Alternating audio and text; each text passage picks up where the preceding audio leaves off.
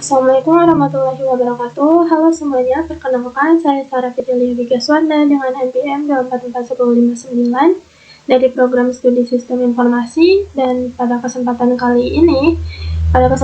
UTS Machine Learning kali ini, saya akan memaparkan proyek saya, yaitu analisis prediksi penjualan retail atau Big Mart dengan Machine Learning. Sebelum itu, izinkan saya memaparkan terlebih dahulu latar belakang serta rumusan masalahnya. Jadi, Big Mart merupakan perusahaan retail yang menjual berbagai produk di berbagai cabang toko. Penjualan setiap produk dipengaruhi oleh berbagai faktor seperti harga, lalu ada ukuran, jenis produk, dan lokasi toko. Tujuan proyek ini adalah memprediksi nilai penjualan berdasarkan data historis menggunakan algoritma machine learning. Adapun metode yang saya gunakan yaitu metode supervised learning dengan algoritmanya adalah algoritma dari regression, linear regression. Selanjutnya ada rumusan masalah. Rumusan masalahnya yaitu bagaimana memprediksi besar penjualan produk berdasarkan atribut produk dan karakteristik outlet menggunakan algoritma linear regression. Lalu selanjutnya ada dataset serta metodologi. Jadi dataset yang saya gunakan ini adalah dataset yang berjudul Big Mart Sales Dataset yang saya ambil dari website Kaggle dengan jumlah data yaitu 8.523 baris dan 12 kolom dengan targetnya yaitu dengan variabel item outlet sales. Dan berikut linknya juga saya cantumkan di PPT. Dan selanjutnya adalah metodologi.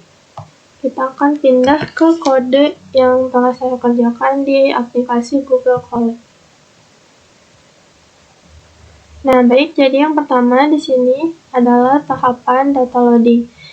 Nah, yang pertama ini saya mengimport sebuah library, ada dua library yaitu library Pandas dan juga NumPy. Nah, library Pandas ini saya beri nama PD dan NumPy ini diberi nama PNP ya. Lalu selanjutnya di sini setelah saya memasukkan library-nya, saya akan meloading dataset yang telah saya unduh berupa file zip. Saya ekstrak terlebih dahulu, lalu diperoleh yaitu dua dataset, ada data train dan juga data test secara terpisah, dan saya masukkan data trainnya ke dalam sini.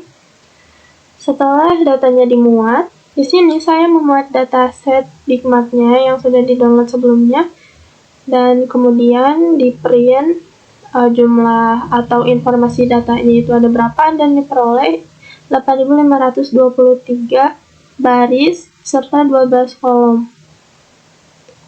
Setelah meloading data, kemudian langkah selanjutnya adalah data pre-processing.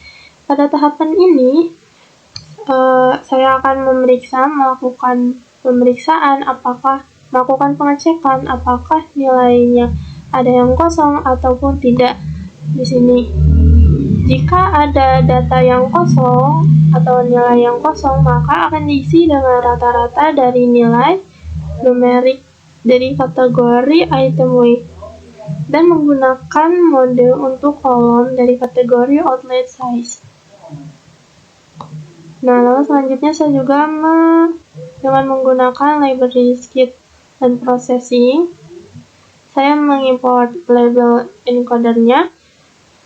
Label encoder ini akan melakukan encoding pada variabel kategori dengan tujuan agar mode linear regression ini bisa membaca data numeriknya.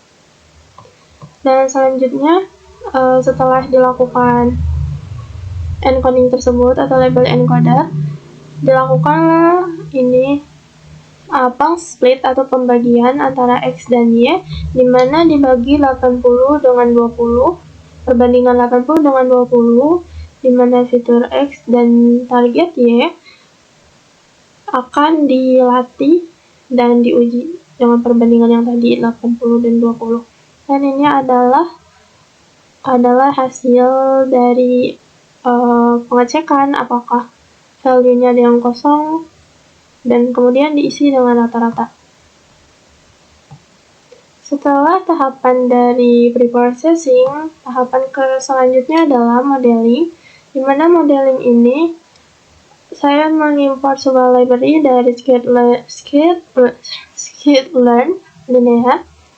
Dengan modelnya itu adalah linear regression, di mana model dari linear regression ini akan melatih dengan data training yang sebelumnya yang telah saya gunakan, lalu digunakan untuk memprediksi penjualan pada data uji. Nah, setelah pemodelan atau modeling tersebut, tahapan selanjutnya adalah evaluation. Evaluation ini bertujuan untuk mengukur performa model yang digunakan dengan menggunakan dua metrik. Metrik yang pertama itu adalah mean squared error atau disingkat MSE, dan metrik yang kedua adalah R squared atau R kuadrat di sini. Dan diperoleh hasil mean squared error-nya atau MSE-nya adalah 1,291 sepersekian, dan R kuadrat squared-nya diperoleh 0,524 sepersekian. Setelah itu dilakukan tahap visualisasi, dan di sini saya menggunakan library dari Matplotlib, yaitu sebuah library untuk memvisualisasikan. Dan kemudian saya menampilkan scatter plot antara nilai aktual dan juga dari nilai prediksi penjualannya. Dan titik-titik ini yang mendekati garis diagonal menunjukkan bahwa prediksi model cukup mendekati nilai yang sebenarnya. Visualisasi ini membantu untuk melihat seberapa baik model melakukan prediksi secara visual. Oke, nah jadi itulah tadi metodologi. Kemudian selanjutnya saya akan menjelaskan mengenai visualisasi. Nah, visualisasi data. Jadi gambar ini secara visual menunjukkan perbandingan antara penjualan aktual dan prediksi model. Jika titik-titik mendekati garis lurus, maka model akurat. Dari plot terlihat ada pola, namun masih ada sebaran yang menunjukkan ruang untuk peningkatan. Dan selanjutnya, ini performa modelnya yang tadi, mean squared error dan R squared yang telah diperoleh. Dan interpretasi hasilnya, yaitu MSE-nya, nilai 1.291.327 menunjukkan rata-rata kesalahan prediksi model dalam satuan kuadrat cukup tinggi, dan R squared atau nilai 0.525 berarti model hanya mampu menjelaskan sekitar 52,5% variasi dalam penjualan outlet.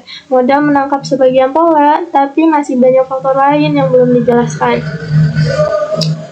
Dan selanjutnya, scatter plot visualisasi menunjukkan ada korelasi antara nilai aktual dan prediksi mengikuti pola diagonal.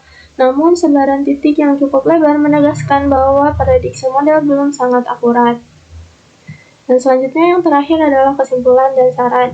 Jadi kesimpulannya, model regresi linear yang dibangun berhasil memprediksi penjualan outlet dengan kemampuan moderat, menjelaskan sekitar 52,5% variasi data.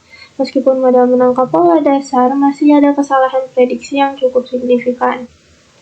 Dan sarannya yang pertama itu, coba gunakan model machine learning regresi lain seperti random forest atau gradient boosting yang mungkin lebih baik dalam menangkap pola kompleks. Lalu yang kedua, lakukan eksplorasi fitur lebih lanjut untuk menciptakan variabel baru yang dapat meningkatkan informasi bagi model.